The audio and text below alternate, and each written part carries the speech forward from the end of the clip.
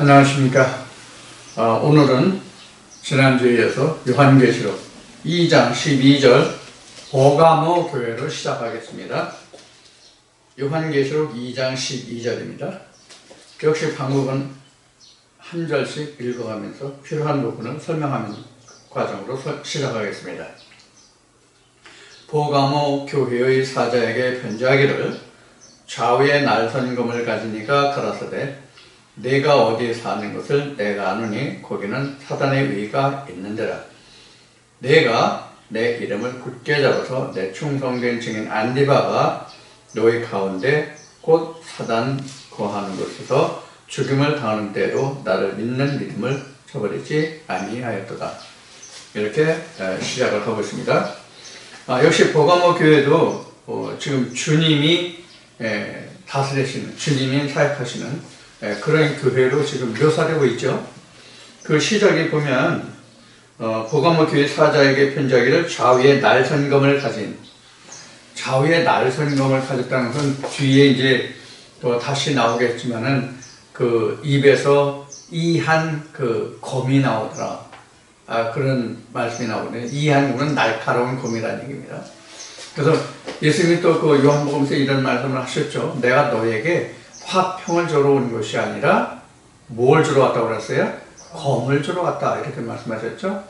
그래서 이제 이것은 다시 이제 그 바울서 신약하면은 이 검이라는 게 그 하나님의 말씀, 곧 성령의 검을 가져라. 이제 말씀의 검을 가져라. 이제 이런 말씀이 나오죠. 그래서 이 검이라고 하는 것은 곧 진리의 말씀을 얘기합니다. 진리의 말씀이라는 것은 예수님이 공생을 통해서 제자들과 공생애를 하실 때 제자들에게 가르쳤던 말씀과 그 다음에 그 예수님이 요한복음 14장에서부터 시작하는 제자들과 마지막 만찬 때 고백 강언을 하신 말씀과 그 다음에 오순절을 통해서 부활 후에 오순절보다 오순절 이전, 즉 예수님이 부활 후 제자들과 40일간 같이 생활하시면서 그들에게 풀어주셨던 말씀, 그리고 오순절 성령 강림을 통해서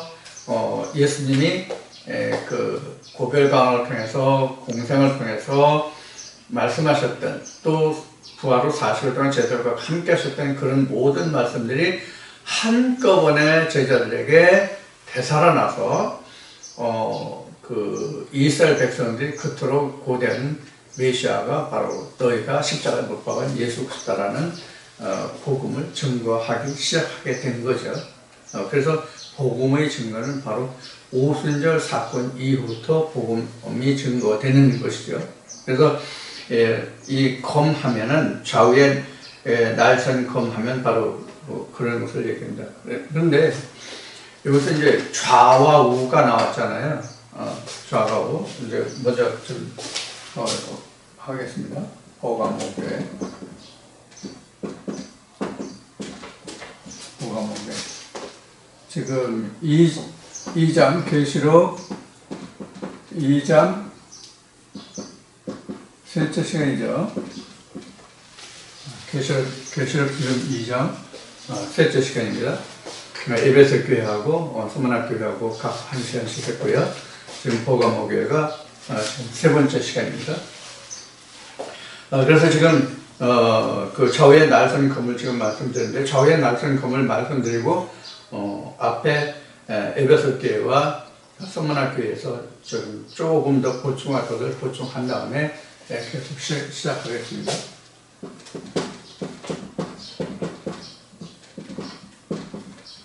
날선 검했는데 우리가 검이라고 하면은 양면에 그 날이 있는 것이 검이라고 해요.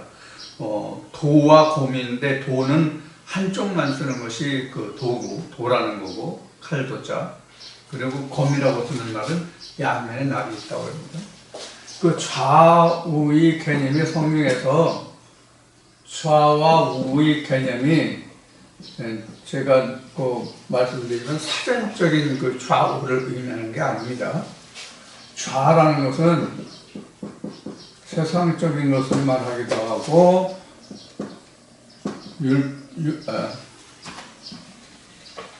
세상적인 것을 말하기도 하고 육신적인 것을 말하기도 하고 율법적인 것을 말하기도 하고 뭐 이렇게 되시네요. 그러니까 여러 가지 상대방이면 세상적인 것 반대면 이제 하늘이죠. 육신적이면 이제 영이죠. 율법적이면 이제 진리죠. 이런 개념으로 사용한 것이 좌우입니다. 그래서 우리는 좌하면 나쁜 거, 우하면 좋은 거, 지금 우리 세대들 좌파, 우파 이런 이야기들을 많이 하고 있습니다만, 그런 개념으로 좀 이야기를 하고 있는데, 이것이 상당히 그 개념이 정치적으로 가면 굉장히 복잡한 개념이 되죠. 근데 이제 성경에서 말하는 것은 세상적인 어떤 개념이라든가 정치적인 개념이라든가 그런 것을 의미하고 그런 것을 말하고자 하는 것이 아니기 때문에 그런 것과는 전혀 무관합니다. 우리가 그런 쪽으로 그 눈을 돌리고 본다면 그런 쪽으로 설명을 하고 그런 쪽으로 말할 수도 있겠지만 성경은 그렇지 않다. 그것을 아시면 돼요. 그래서 좌우의 남성인 겁니다. 그래서 이것을 보면은 율법과 진리 이렇게 생각하시면 되죠. 그래서 성경은 땅의 것을, 이거 다 땅의 거잖아요. 이 땅의 것을 들어서 하늘을 말하는 이제 그런 개념이 성경이에요. 그래서 결국은 율법적인 것과 진리죠. 그래서 율법적인 눈에 보이는 육신적인 것으로 기록되어 있다면 진리는 바로 영적인 것으로 기록이 되어 있는 것이 바로 성경이죠. 그래서 우리는 신학적으로 보는 것은 하나님을 말하고 예수를 말하고 영을 말하지만 세상을 들어서 설명하고, 진리라는 것은 세상을 들어 설명한 것을 하늘로 비춰보는 것, 이렇게 이제 이야기를 할 수가 있겠죠. 자, 그건 이제 좌의 날성검을 했고요. 그 다음에 이제 지금 방금 전에 요 좌의 날성검을 하기 전에 말씀드린 대로 에베소 교회와 서머나 교회에서 좀 빠진 것을 조금 설명하면, 우선 이제 낙원에 대해서 좀 설명하고 싶어요.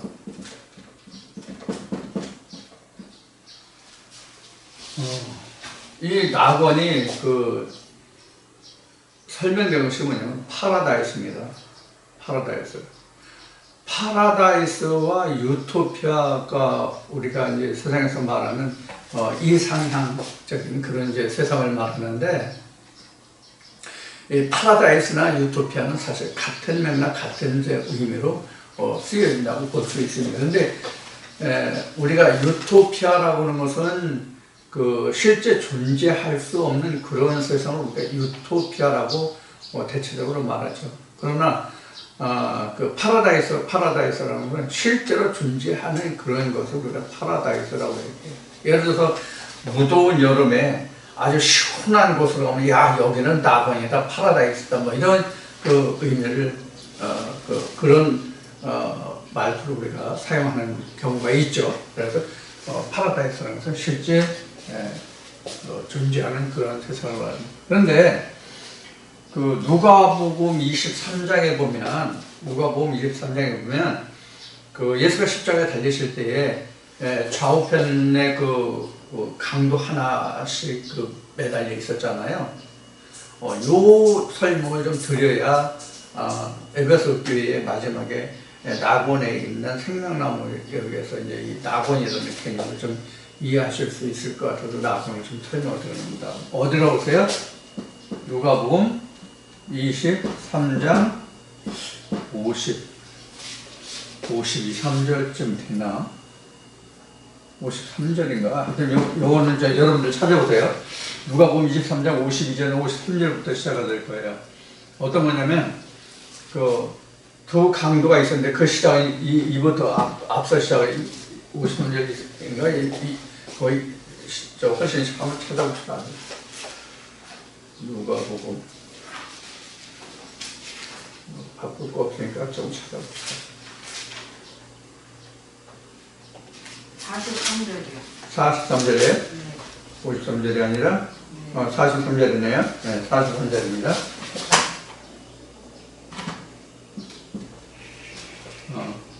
여기 말씀에 보면은, 두 강도 중에서 하나가 예수를 하나님의 아들이라고 이제 시인하고 당신의 나라에 가거든 나를 기억하달라는 그런 그 말을 하게 되죠. 강도 두 강도 중 하나가 이런 말을 하는데 그때 예수님이 그 말에 대해서 하신 말씀이 있죠. 내가 오늘날 나와 함께 낙원이 있으리라. 이것이 내가 오늘 너와 하는 약속이다. 이제 이런 말씀을 하시죠. 거기서 보면 오늘날 내가 너와 함께 낙원에 있으리라. Today로 나옵니다. Today. Today you will be in paradise with me. 그런 나오는데 그래서 거기 보면은 분명히 예수님이 자기가 낙원에 강도와 함께 있다고 나 있는 곳에 너와 함께 있다고 할 때 그 장소가 바로 낙원이기 때문에 일반적으로 그 신학자들이 말하기를 봐라 분명히 이 말씀에 누가복음 23장 말씀에 보면은 예수님이 내가 아버지 나라의 천국에 간 것이 아니라 낙원에 가겠다고 낙원에 있다고 얘기하지 않느냐. 그러니까 예수님도 아버지 나라에 간 것이 아니라 어디 갔다? 낙원에 갔다. 그래서 에베소 교회 때 잠깐 말씀드렸듯이 언젠가 모르지만 예수님도 다시 오셔야만 천국에 갈 수 있다. 그래서 낙원은 지금 예수님이 대기하는 장소다. 이런 식으로 설명하는 신학자들이 있어요. 그럼 여기서 이제 생기는 문제점들을 우리가 살펴봐야 된다는 얘기를 먼저 해보죠. 문제점들을. 첫째, 무엇이 문제는 성령의 문제예요. 성령의 문제예요. 분명히 요한복음 14에서부터 17장까지 보면은 뭘 말하고 있어요? 성령을 말하고 있죠. 그런데 성령을 말하고 했는데 아버지께로 갔을 때죠. 아버지께로 갔을 때에 성령을 보내줄 수 있다라고 설명을 하고 있거든요. 내가 아버지께로 가는데 아버지께서 내 이름으로 너 영을 보호해서 성령을 보내주겠다 이런 그 말씀을 하셨네요. 그런 약속이죠. 그러니까 그런 말씀을 하시는데 만약에 예수님이 이 낙원이라는 것이 아버지의 보좌가 아니라고 한다면 성령이 올 수 없단 말이에요. 그러면 그 다음에 이어지는 게 뭐예요?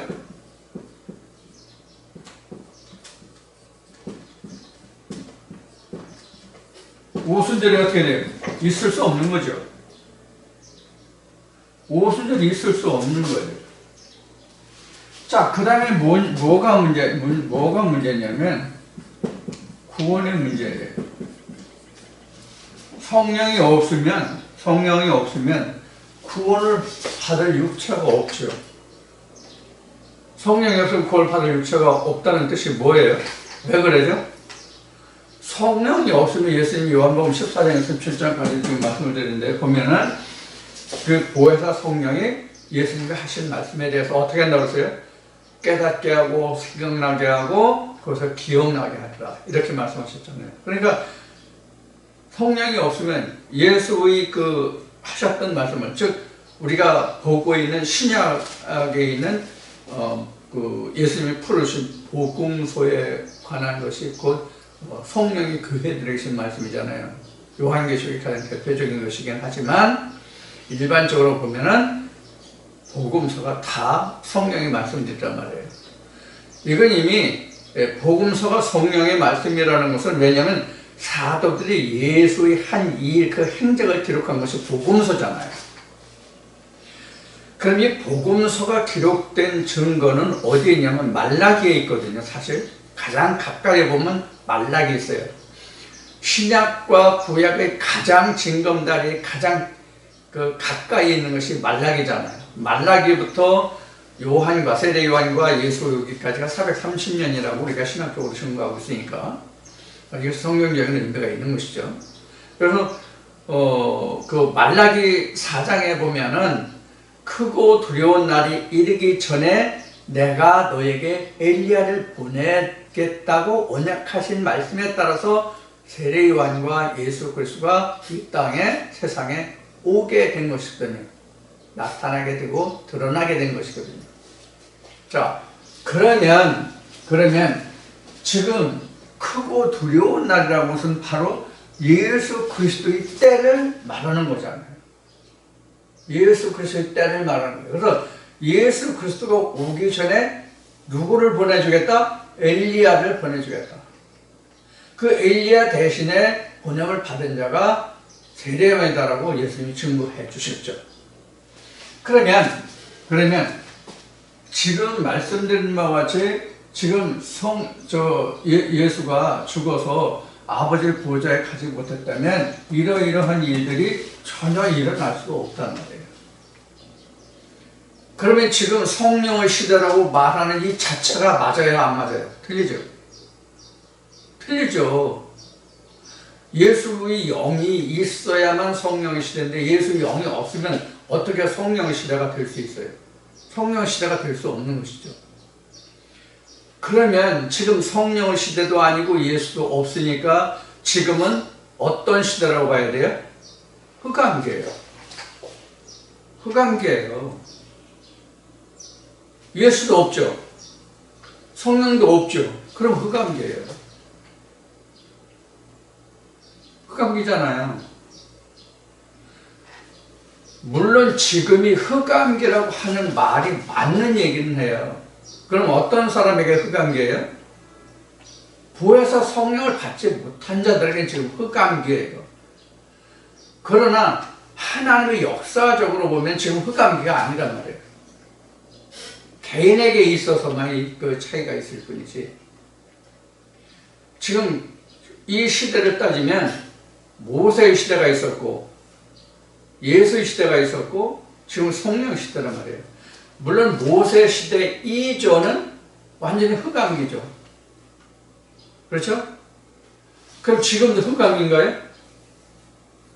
모세가 있었고 모세가 있은 후에 그 예수가 있었고 예수 후에 지금 성령 시대잖아요. 그러니까 시대의 편차를 보면 모세, 예수, 성령 이렇게 지금 시대가 변한 거란 말이에요. 지금 크게 따지면 세 때가 이렇게 성경이 지금 변화되어 있는 거예요. 지금은 모세도 없고 예수도 없고 지금 성령의 시대란 말이에요.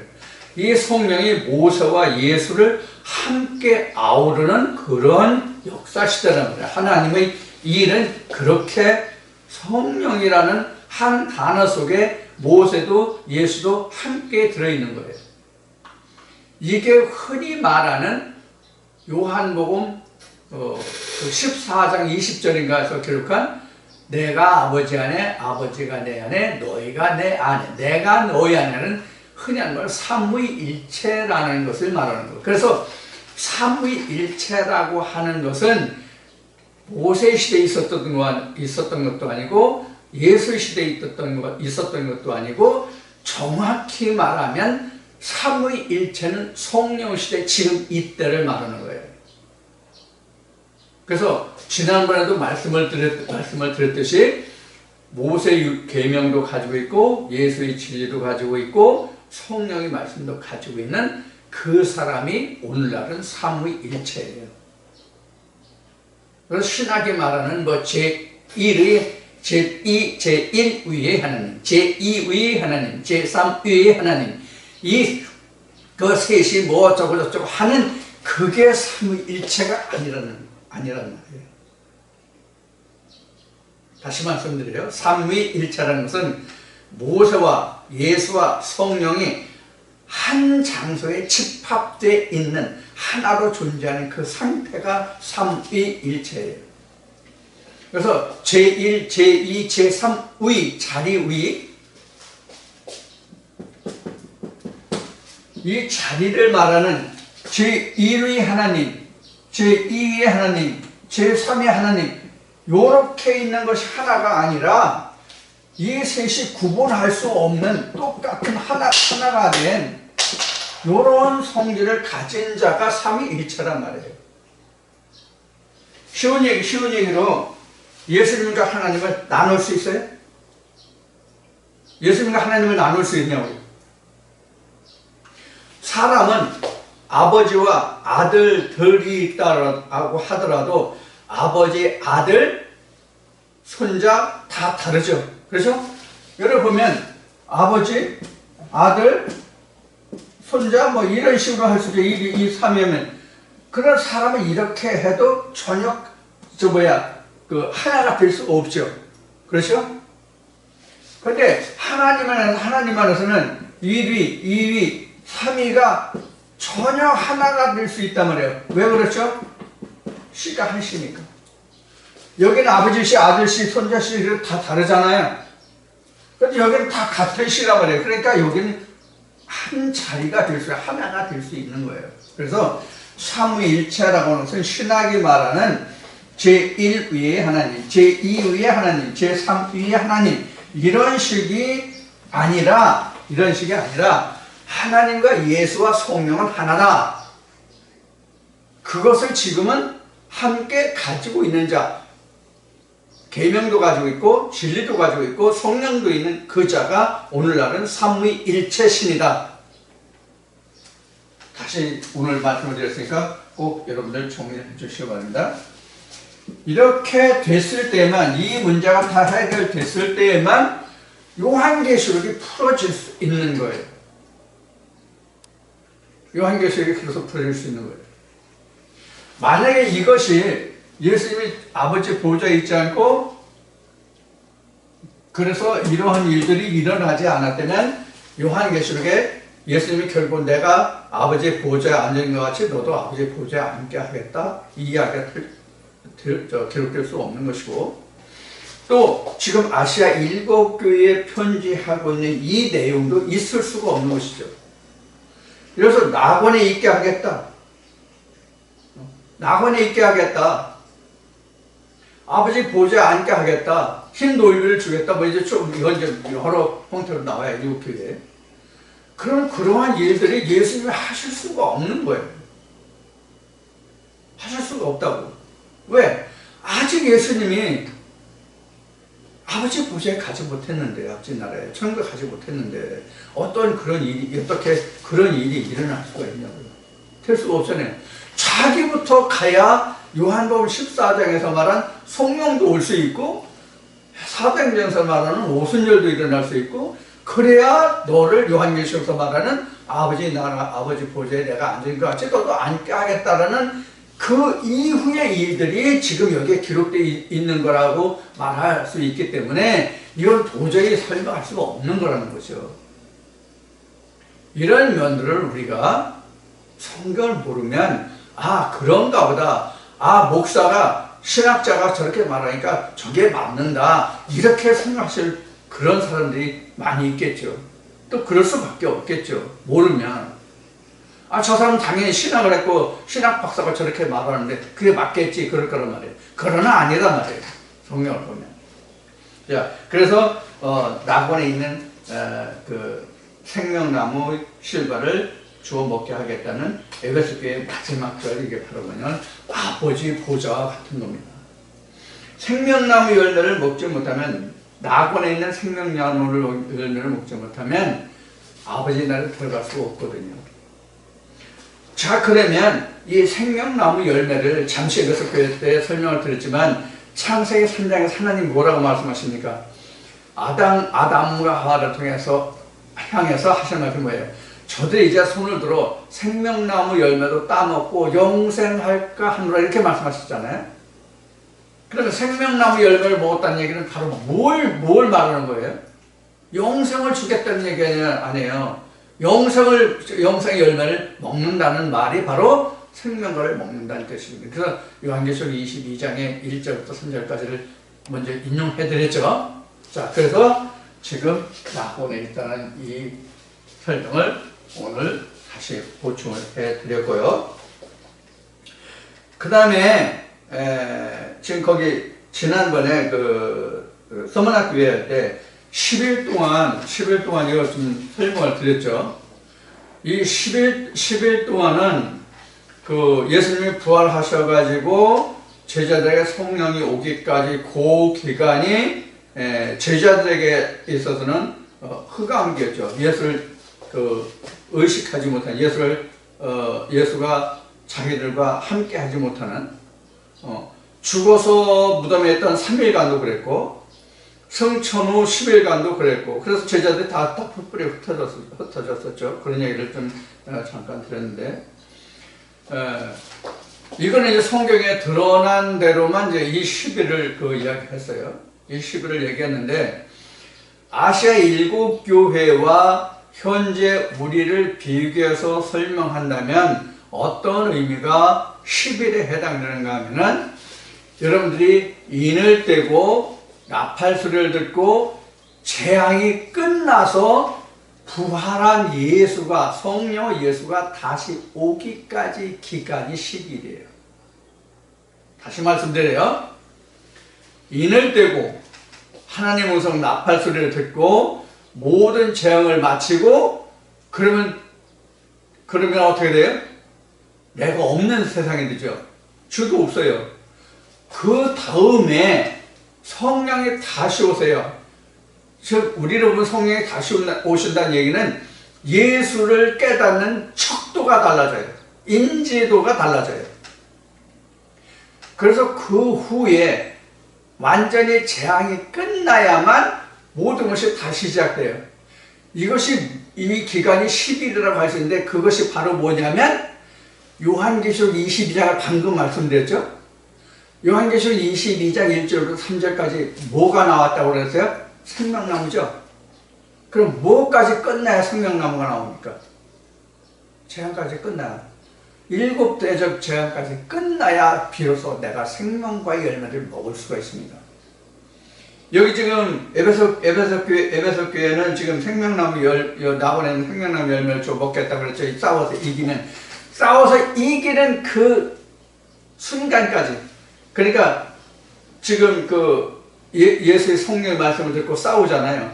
싸우기 시작해서 적을 전부 진멸하고 완전히 나와 예수 그리스도만 있을 때가 그 순간까지, 전쟁하는 그 순간까지가 뭐냐면 10일이에요. 10일. 그러니까 그것이 끝내야 내게 생명나무 열매를 먹을 수 있는 거라니까요. 지금 여러분들 생명나무를 먹는다고 생각하시면 안 돼요.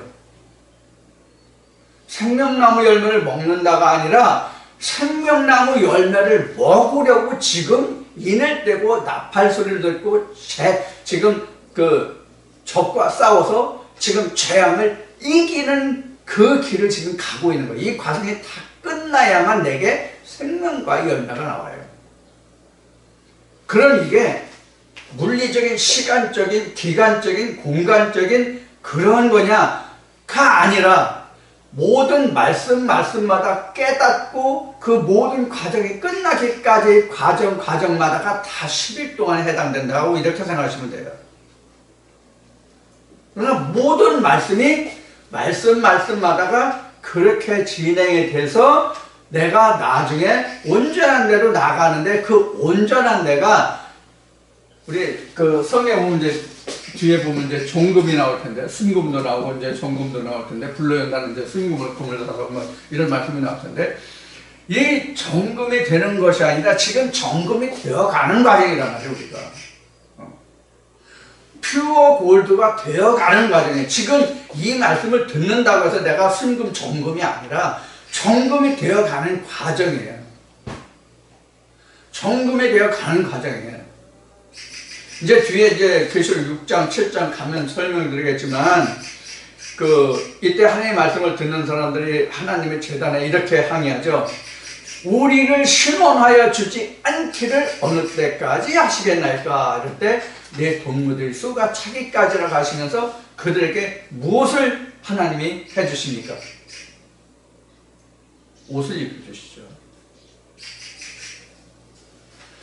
자, 그 동무들의 수가 여러 가지로 이제 설명이 되겠는데, 그 뒤에 이제 다시 설명을 하기로 하고, 그 말씀에서 설명하기로 하고, 바로 그래서 우리가 이 10일 동안이라든가 생명나무 열매를 먹는다든가 하는 이것이 통째로 전체적인 것이 바로 내가 생명과 열매를 먹는 것도 아니고 전체적인 과정을 내가 10일이 지나야 그래 되는 것이 아니라 말씀마다 그렇게 진행이 된다 그런 얘기예요. 예를 들어서 지금 여러분들이 지금 낙원이라는 지금 말씀을 지금 하고 있었잖아요. 이 낙원이라는 문제가 여러분들이 풀리지 않았다고 한다면 이 낙원이라는 문제가 예수 성령에 와서 이 말씀과 계속 씨름하게 해요. 나로 하여금. 그래서 이 말씀과 씨름해서 낙원이라는 것이 어떻게 되고 이렇게 되면 뭐가 어떻게 되고 지금 설명드린 것 같이 이런 과정에서 이렇게 돼서 이런 과정이 끝나면 뭐가 어떻게 되고 하는 것을 다 깨달았다면 인도되고 나팔도 되고 성령이 그것을 말씀을 들어서 그때 비로소 나는 그 말씀에서 온전한 생명나무 열매가 돼요. 온전한 내가 생명나무 열매를 먹기까지가 10일이란 말이에요. 그럼 그 10일 동안 인도한 게 누구예요? 역시 성령이에요. 하나님의 말씀이라고요. 하나님의 말씀 성령의 검이라고요. 그런데도 내가 온전한 예수의 모습을, 즉 온전한 하나님의 생명의 말씀의 실체를 내가 다 온전히 깨달아 알지 못했다는 뜻이 10일이다 그런 뜻이에요. 그러니까 말씀하다가 그렇게 되겠죠. 내가 부딪히는 말씀, 알지 못하는 말씀, 알았다도 부분적으로 내가 어렴풋이 깨달았던 그것이 온전한 것으로 오기까지가 10일이다. 이렇게 생각하시면 된다는 뜻이에요. 이해가 되셨죠? 그런 것을 좀 보충해 드리고 지금 포가모 교회의 그 내용을 설명을 드리겠습니다. 그래서 좌우의 날선 검이 이제 까지 했고요. 포가모 교회. 그 다음에 13절 내가 어디 사는 것을 내가 아느니 거기는 사단의 위가 있는 데라. 내 이름을 굳게 잡아서 내 충성된 증인 안디바가 너희 가운데 곧 사단에 거하는 곳에서 죽음을 당할 때에도 나를 믿는 믿음을 버리지 아니하도다.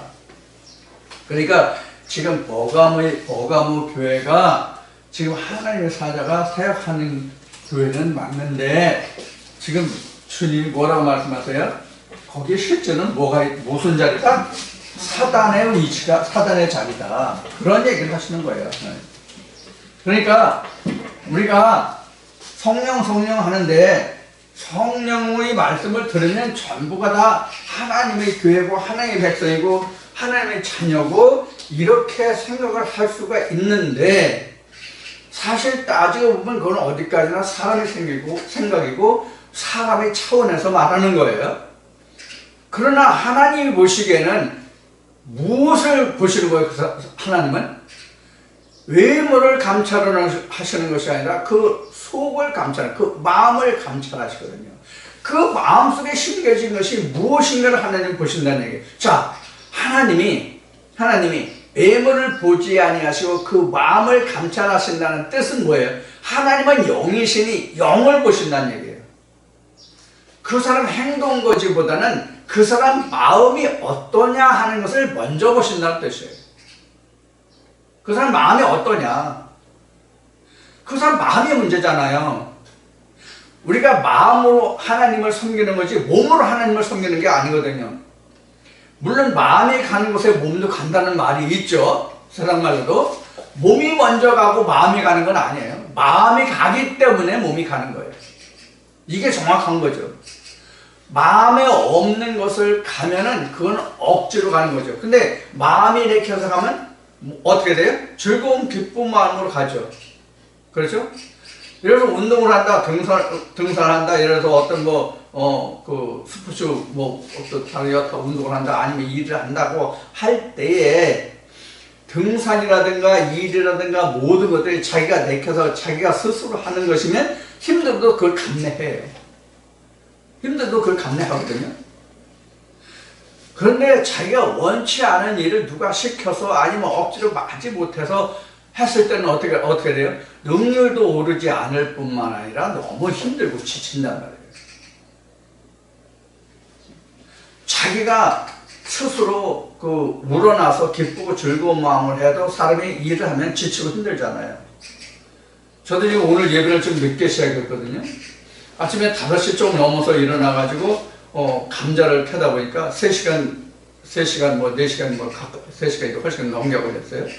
그러다 보니까 지금, 사실 좀 몸이 피곤해요. 시켜서 한 거 아니라 할 사람 없으니까 제가 우러나서 기쁜 마음으로 해요. 그래도 그렇거든요.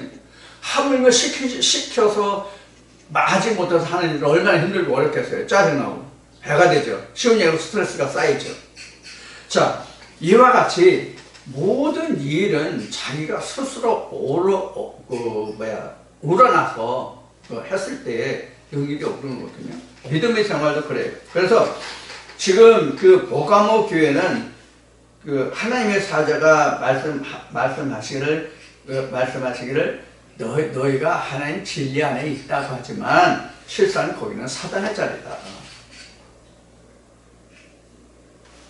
그래서 이런 말씀들이 많이 나와요. 성경에 보면은 내가 비록 산 자의 이름을 가졌다 하나 실제로는 죽은 자로다, 이런 말씀이 또 이제 뒤에 나올 거지만은 하나님 보시는 이런 거거든요.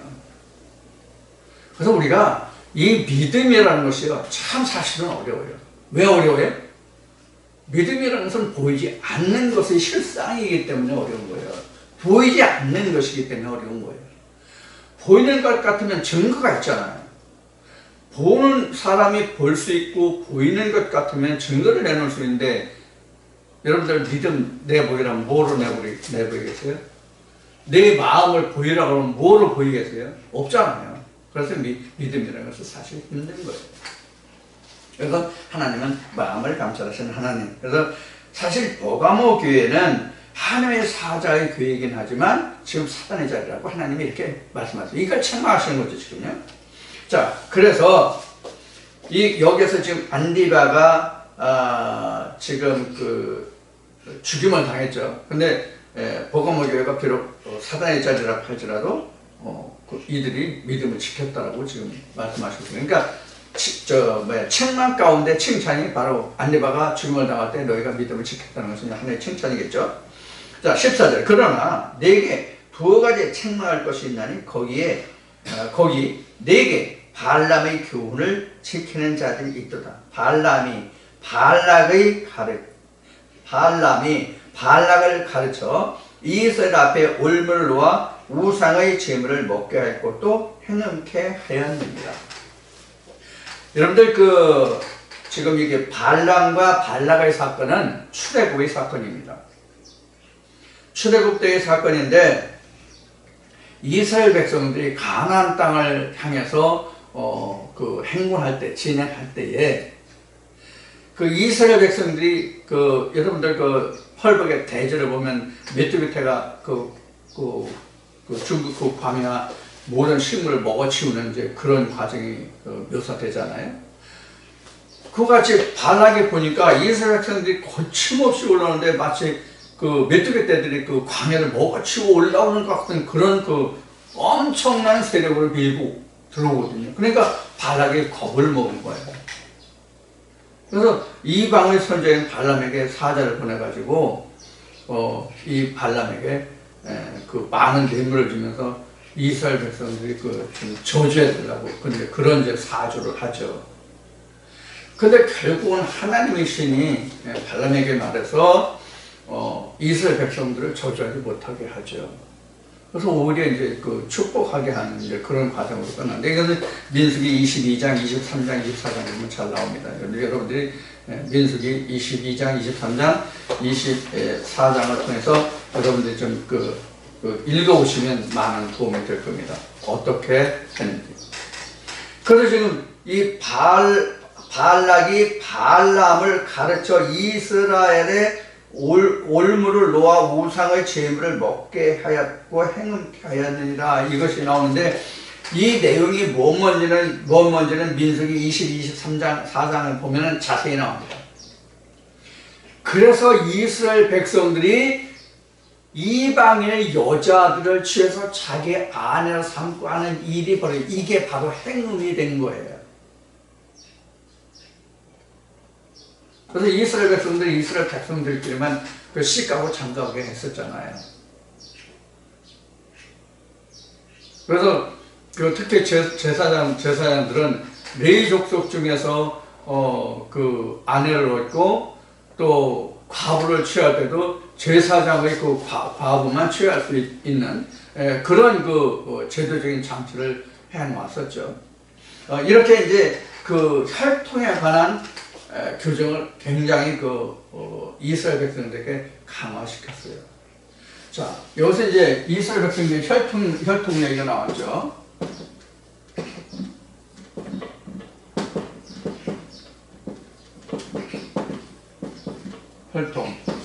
혈통 얘기가 나왔는데, 이스라엘 백성들의 혈통은 옛날로 보면은 이제 육신적인 그런 관계였잖아요. 지금은 이런 것이 아니라 지금은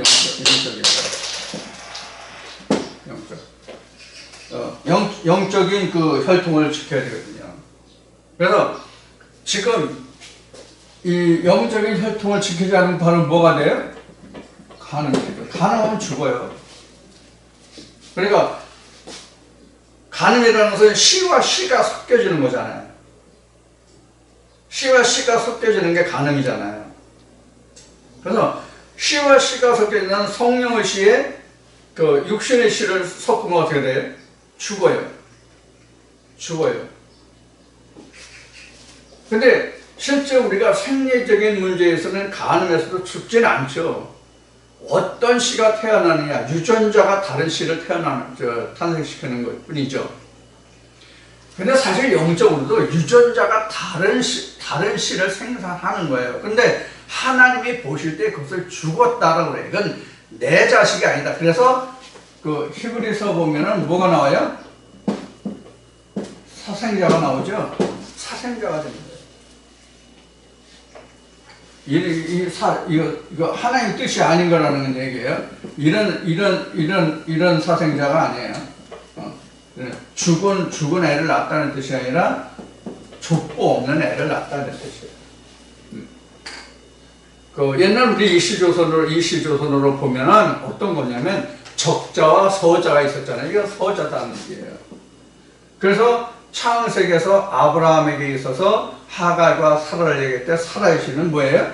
사생자죠. 그렇죠? 적자가 안 됐죠. 사라에게서 난 자만 하나님의 자녀라 한다. 이렇게 그 하나님이 말씀하셨네요. 이것을 하나님은 죽었다라고 얘기하는 거거든요. 이건 죽었다.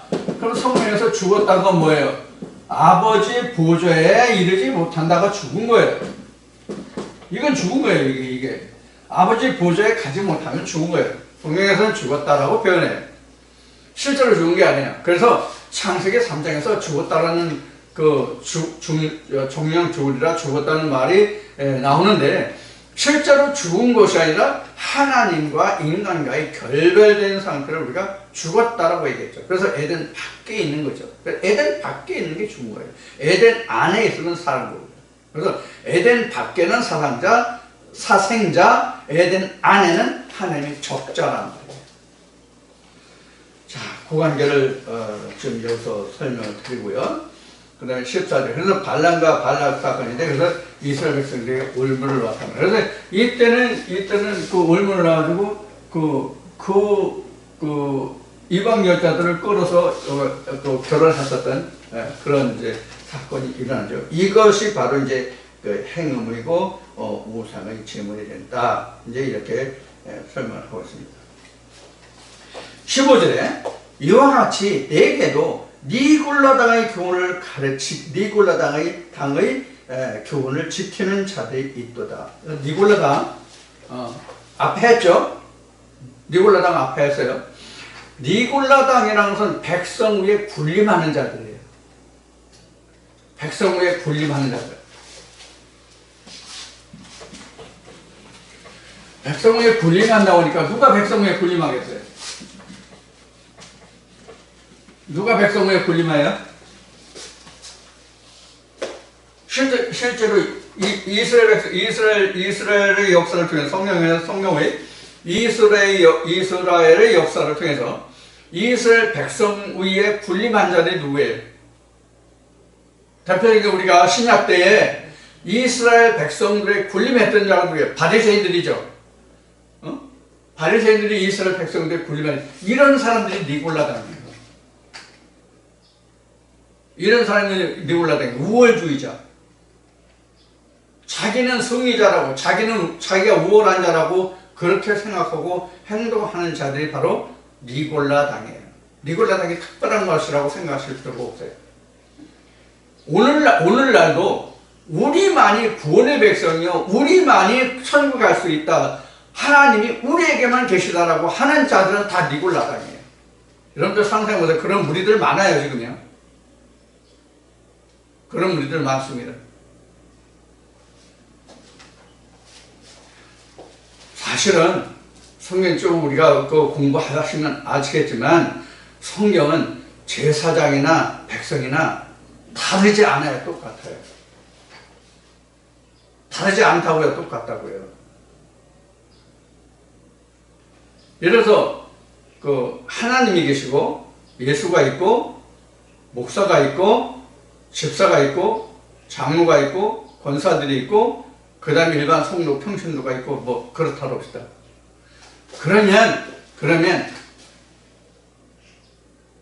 그러면 아버지 보좌에 갔어요. 아버지 보좌에 갔으면 예수나 집사나 권사나 장로나 목사나 다른 자리에 갑니까? 다른 자리에 갑니까? 똑같습니다. 목사나 성도나 똑같다고요. 하나님 앞에는 먼저 받고 먼저 알았을 뿐이에요. 하나님 앞에는 똑같다고요. 목사가 그 교인들을 위해 군림할 이유가 그러한 권한이 성경 어디에도 기록된 게 없습니다.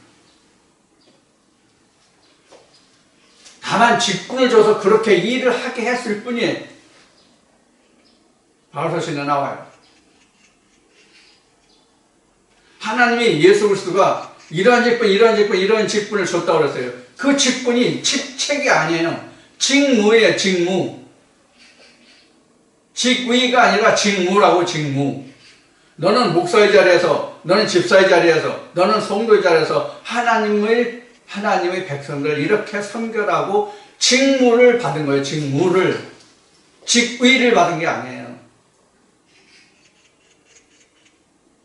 목사가 성도들보다 높습니까?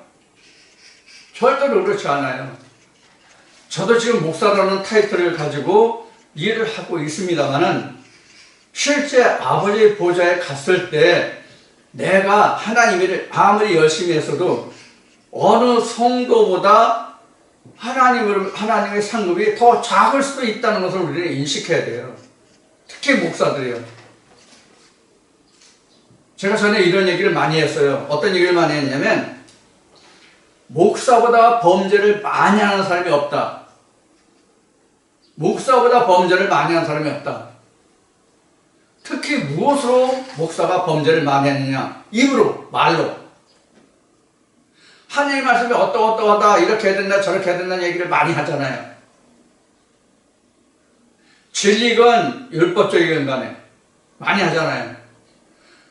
그러면 예수님이 말씀하신 대로 그 사람의 한 행동은 너희가 믿지 않아도 그 사람의 한 말은 너희가 지키라고 예수님이 말씀하시죠. 그러면 목사는 영적으로 했든 육적으로 했든 많은 말을 하잖아요. 자기 교회 식구들에게 가르치잖아요. 성경에 예수님이 니고데모에게 말씀하신 대로 너는 이스라엘 선생이라고 네가 자칭하고 스스로 네가 이스라엘 선생이라고 하지 않느냐. 그러면서 네가 거듭나는 걸 알지 못해? 그러면서 네가 이스라엘 선생이야? 이런 식이 됐잖아요. 그래서 사실은 목사들이 가장 위험한 거예요. 목사님 누구보다도 하나님과 가까이 있어. 이건 절대로 네버예요, 이건요. 그래야만 한다는 의무가 있죠. 반드시 하나님과 가까이 해야 된다는 의무가 있을 뿐이에요. 그렇다고 의무가 있다고 해서 하나님과 절대적으로 가깝다라고 말할 수는 없는 거란 말이에요. 그래서 목사들처럼 하나님 앞에 고개를 숙일 사람이 사실은 없다고 해야 맞아요. 목사들만큼 하나님 앞에 고개 숙일 자가 없다고 말해야 된다고요. 세상에도 그렇잖아요. 아는 만큼 책임이 주어진다. 직책만큼 책임이 주어진다. 세상에서도. 일반 사원하고, 과장, 부장, 이사, 상무하고 책임이 같습니까? 마찬가지예요. 하나님 안에서.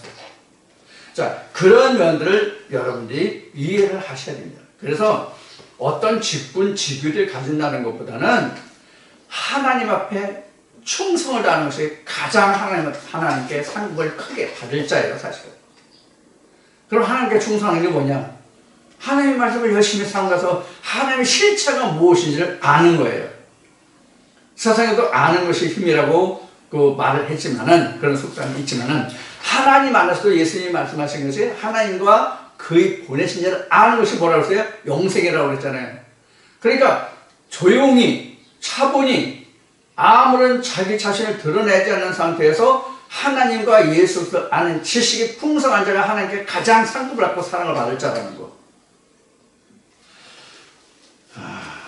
그거를 여기서 좀 말씀드려요. 그래서 니골라당 때문에 이제 이런 말씀을 드렸는데요.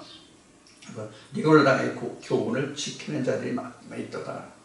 그러니까 니골라당을 여러분들 잘 이해하시고 들어주셨으면 좋겠어요. 사실 그 니골라당이라는 것은 그 목사들이 가장 대표적인 니골라당이라고 생각하시면 돼요. 나는 하나님의 종이야. 나는 하나님께 기름 발리는 자야. 이것보다 더 큰 니골라당이 없다고 저는 생각합니다. 그 일종의 여기서 니골라당은 먼저 말씀드릴 때 이스라엘 백성들이 자기들만의 하나님께서 선택받은 선민의 의식을 가졌다는 이야기를 말씀드렸는데, 바로 오늘날도 그 신학을 하는 사람들, 목사들이나 이런 사람들이 단 하나님이 택하받은 기름을 받은 하나님의 종이요, 내가 하나님께 상급을 받을 자다라고 생각하는 사람들이 바로 이런 니골라당이라고 저는 생각을 합니다. 자, 그래서 그 다음에 이어지는 말씀이 16절에 그러므로 회개하라. 그리하지 아니하면 내가 내게 속히 임하여 내 입의 검으로 그들과 싸우리라. 입의 검이라고 해요. 입의 검. 이 입의 검이 뭐예요? 말씀이에요. 말씀이에요. 서영 속담에 제가 중학교 때 본 속담, 지금도 기억나는 것이 뭐냐면, 패는 칼보다 검보다 강하다. 패는 칼보다 검보다 강하다. 패. 그러니까 가장 힘 있는 무기는 말이에요. 언어예요. 우리가 스트레스를 받는다는 말을 하잖아요. 스트레스 받는다는 말을 하는데, 이 스트레스가 가장 큰 것이 뭐냐면, 언어적인 스트레스가 가장 커요, 사실은요. 언어로 오는 스트레스가 가장 크거든요. 예를 들어 직장에서 상사가 부하 직원이 예를 들어서 10명이 있어. 5명이 있어. 아마 그보다 적고 많고 차이가 많이 있겠지만은. 그럼 상사가 같은 부하 직원들을 놓고, 여러 부하 직원들을 놓고, 누구는 어떠고 할 때 누구를 막 올려주고 누구를 막 깎아내리면 그 깎아내리는 걸 받는 사람들은 엄청 스트레스 받거든요. 차라리 딱이 한 대, 엉덩이 한 대 맞으면요, 그 시간 지나면 금방 잊혀져요. 잊혀지고 나요. 상처나도. 근데 말로써 한 거는 상당히 오래 가거든요. 그 사람 상대 볼 때마다 생각이 나요. 그 스트레스가 엄청난 거죠. 자, 그래서 여기서 입의 검이라는 것은 바로 성령의 검, 말씀을 말합니다. 예수님이 야, 너희는 내 소유를 팔아서 검을 사니까 제자들이 그랬잖아요. 여기 검 2자를 샀다 그러니까 좋겠다, 이런 말씀을 하셨잖아요. 자, 이제 그래서 입의 검이라는 것은 바로 요한복음 6장에서 말씀하신 내 입에서 내가 너에게 말한 영, 이것이 바로 입의 검이에요. 그래서 예수님이 앞에도 말씀을 드렸지만 좌우의 날성에서도 말씀을 드렸지만 내가 너에게 화평을 주러 온 것이 아니라 검을 주러 왔다. 즉 말씀을 주러 왔다고 말씀하시거든요. 그래서 말씀이다. 그래서 말씀으로 사는 건데 그래서 귀 있는 자는 성령이 교회에 들어가시는 말씀을 들을지어다. 자, 여기서 귀 있는 자, 성령이 교회에 들어가시는 말씀이에요. 귀 있는 자.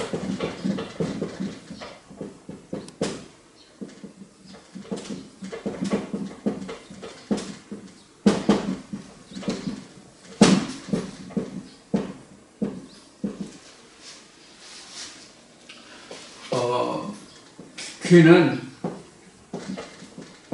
여호와의 지으신 눈, 귀, 쉬운 얘기로 이목구비라고 합니다. 이목구비. 이렇게 다른 이목구비라고 나오지 않지만은 할례 받지 못한 귀 이런 말씀이 나오죠.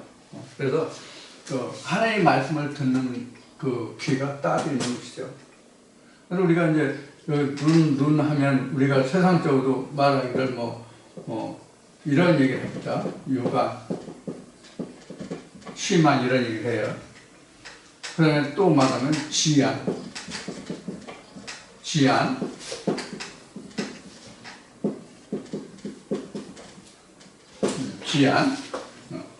근데 이제 우리 성경에서 이제 영안이죠, 영안. 똑같이 귀도 입도 마찬가지예요. 육의 입고, 마음의 입이 있고, 지식의 입이 있고, 영적인 입이 있고. 근데 똑같아. 귀도 그렇고, 눈도 그렇고. 똑같죠. 그래서 다 하나의 말씀을 듣는 것은 영적인 눈과 귀와 입이 있을 때만 하나님의 말씀을 듣고 말하고 깨닫고 할 수가 있는 것입니다. 이렇게 지음을 받은 사람을 하나님의 아들들이다 이렇게 얘기하는 거예요. 하나님의 아들들 또는 하나님의 자녀 또는 구원의 백성 이렇게 얘기하는 거예요. 그래서 교회들에게 하시는 말씀을 들을지어다. 교회들. 그래서 교회가 나왔죠. 교회. 우리가 교회는 우리가 성경에 보면 예수님이 어디에서 가르치셨다고 되어 있어요? 회당에서 가르치셨다 이렇게 말씀하셨죠. 이 회당이라고 하는 것은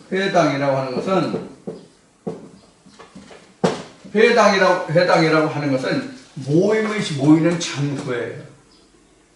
오늘날 우리는 이것을 교회라고 말하는데 교회가 아니라 사실은 회당이에요. 교회 아니에요. 왜 이 말씀을 드리냐면 성령이 교회들의 말씀을 들으라고 되어 있잖아요. 교회들이라고 하면 아시아 7 교회들이 교회예요. 하나님의 백성들로 불림을 받아서 그들이 모인 집합체를 우리는 교회라고 그래요. 그럼 오늘날 교회라고 하는 곳을 가보면 10년 다닌 사람, 20년 다닌 사람, 30년 다닌 사람, 엊그제 온 사람, 1년 된 사람, 2년 된 사람 다 섞여 있잖아요. 그런 그 사람들이 율법적으로 알든 영적으로 알든 진리로 알든 간에 차이가 있을 거 아니에요. 오래된 사람과 나중된 사람이 아는 성경의 지식이 율법적이든 인문적이든 간에 아는 지식이 같다고 볼 수는 없잖아요. 그럼 그들이 다 교회예요? 하나님의 택함을 받은 자들이에요? 하나님의 백성들이에요? 아니거든요. 우리가 교회라고 하는 헬라에서 말하는 교회라고 하는 것은 어떤 사람들이 모임이 교회냐면 인을 떼고 나팔 소리를 듣고 모든 재앙을 마치고 난 자들이 모임이 교회예요.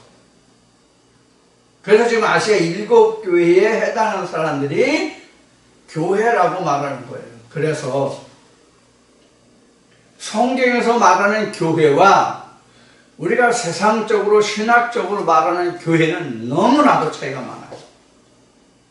너무나도 차이가 많아요. 이것을 여러분들이 인지하셔야 돼요. 그냥 교회가 아니에요. 회당이에요, 회당. 모임의 장소예요.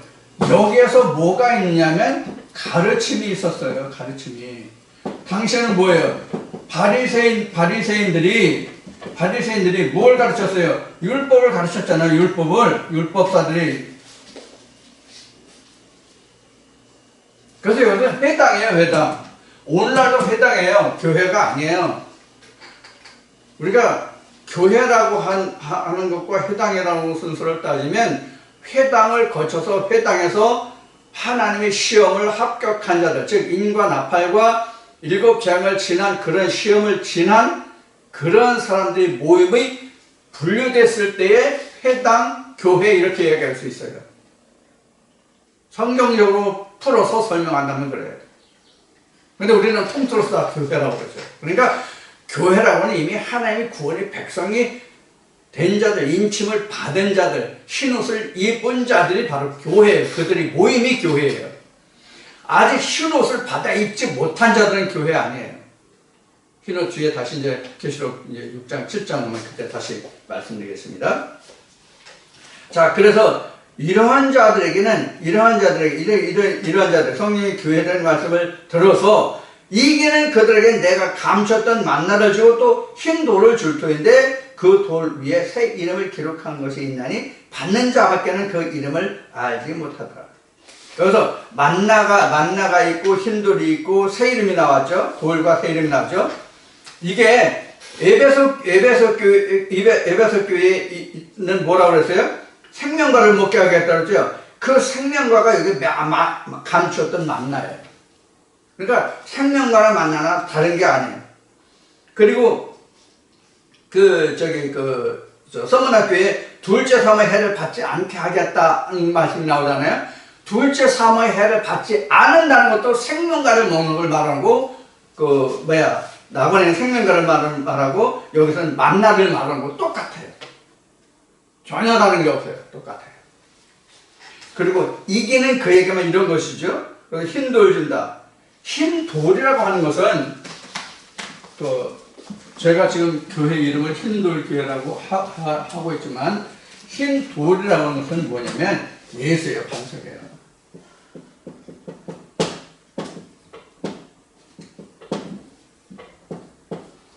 사무엘상 말씀을 보면은 하나님을 뭐라고 그래요? 반석이라고 설명을 하죠. 그래서 예수가 반석이라는 뜻이에요, 사실은. 그래서 베드로도 이름이 개발하는 이름도 있고 베드로라는 이름이 베드로도 반석이에요. 그리고 바울도 사실 반석이에요. 그 이름의 뜻은 결국 반석이에요. 다 예수가 했다는 뜻이에요. 그래서 흰 돌이나 흰 돌은 곧 예수를 말합니다. 하얗게 된 돌. 흰색은 성경에서 이제 하나님 예수께서 그 의를 이야기하고 있는 거거든요. 그래서 만나를 주고 흰 돌을 줄 텐데 그 돌 위에 새 이름.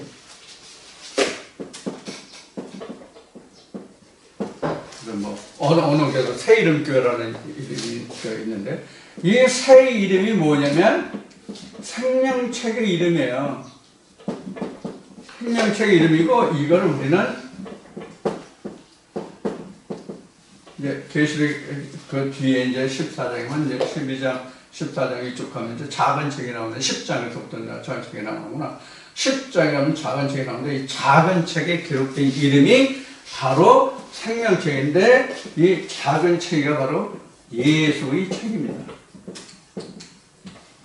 이건 다시 계시록 20장 그때 가서 다시 말씀을 드리겠습니다. 자, 요 지금 끝부분이 조금 남긴 남았는데 시간이 많이 지나서 시간이 많이 지나서므로 여기서 이제 마치고요. 잠시 쉬었다가 다음 시간에 이어서 조금 더 보충 설명을 드리고 진행하도록 하겠습니다. 잠시 쉬었다 하겠습니다.